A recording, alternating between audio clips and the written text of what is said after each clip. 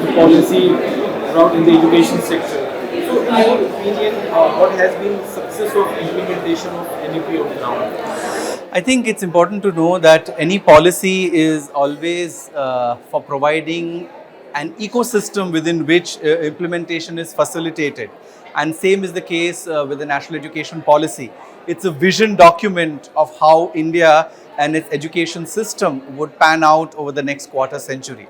I think with respect to higher education, there are very clear three areas. One is access, second is quality and excellence, and third is future readiness. I think these three are very vital in order to enable India to be the future skills capital and the future knowledge economy that we envision ourselves to be in a Viksit Bharat 2047. And I think for each of these, there are several initiatives that have been identified in the NEP which have already begun. And also a lot of work is happening at the levels of the higher educational institutions themselves. There's an opportunity for a lot of innovation and a lot of impact at the institution level.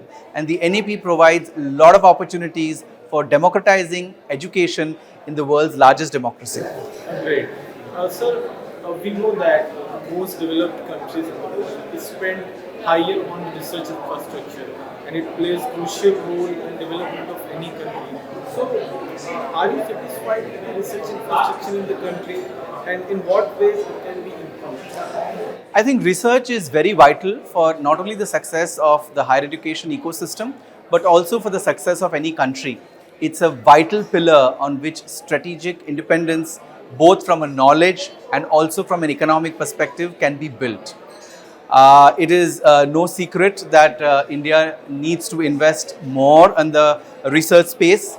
We have been about 0.7% of the GDP, which when compared in absolute terms comes to about $18 billion a year, where we are at par with our peers. But when it comes to a per capita level, it comes down to a much smaller number given our large population. Moreover, at the higher education space, research accounts for almost 10%, so which is a much smaller number. And despite that, we have almost 4% of the global scholarly publications coming from Indian higher education institutions. Interestingly, in the last 9 years, the central government has also ensured nearly 3x increase in research from about 3,300 crores to nearly 11,000 crores, which is also a step in the right direction. And most importantly, the recent Anusandhan National Research Foundation Act, which was passed by the Parliament, will provide a phenomenal opportunity to encourage research not only in the sciences but across multidisciplinary domains with an outlay of nearly 50,000 crores. So I think these are all steps in the right direction, and a lot of effort will have to be made at the individual institution levels to transition from pure teaching to research-based teaching and research for teaching along with teaching for research. So, as India is growing day to day, we are achieving new heights. But one of the major issues in our country is the gender disparity. So everyone is talking about the gender equality, and it is important in every sector, in every field. So how can be a better gender discussion in the field of education?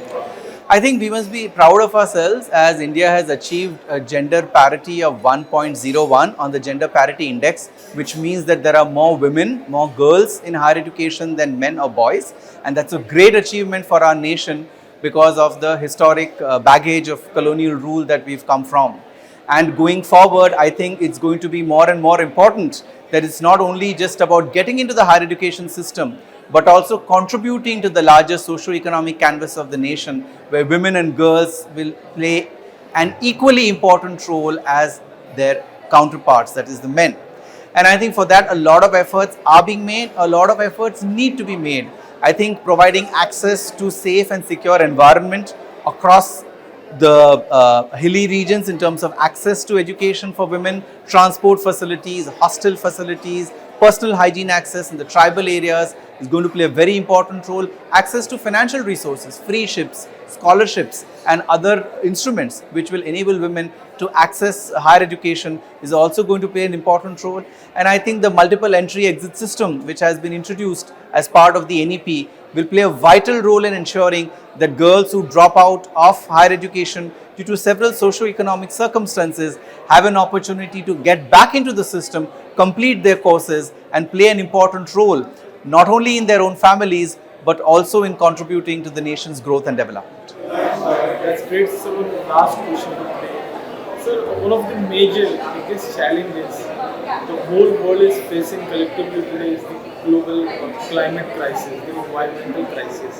The question is, how can education provide solution to the environmental issues and global conflicts? I think environment is no longer an or situation where we talk about business or environment, economy or environment. It has become an and situation because we are not just going towards global warming, we are already burning, and that's seen from the kind of natural catastrophes across different parts of the planet, whether it is the Amazon fires or the Australian bushfires or the floods in Europe or the heat waves in North America. Every part of the planet is suffering, and I think higher education can play a very important role by providing the much needed sustainability lens to pedagogy, to research, and to the higher education infrastructure itself. With nearly 4 crore students in higher education and 15 lakh faculty, they can form a nucleus of a very vital stakeholder that can bring ecology and environment mainstream. I think the call for pro-planet behavior, which the Honorable Prime Minister has given through Mission Life, which is Lifetime for Environment, the students of higher education institutions can play a wonderful role as brand ambassadors, not only by talking about it, but also practicing it, not only while they are in their university years, but all through their lives. If we are able to create a generation of pro-planet individuals and pro-planet institutions, it's going to become mainstream, and environment is going to be a core part of the way our economy will grow, and we'll be able to achieve our net zero targets far ahead of the anticipated date, because if we make this a Jan Andolan or a collective participation of people across levels of the society, the kind of outcomes that we are looking for can be achieved far ahead of time. And education can play a vital role in that. That's great. Thank you so much.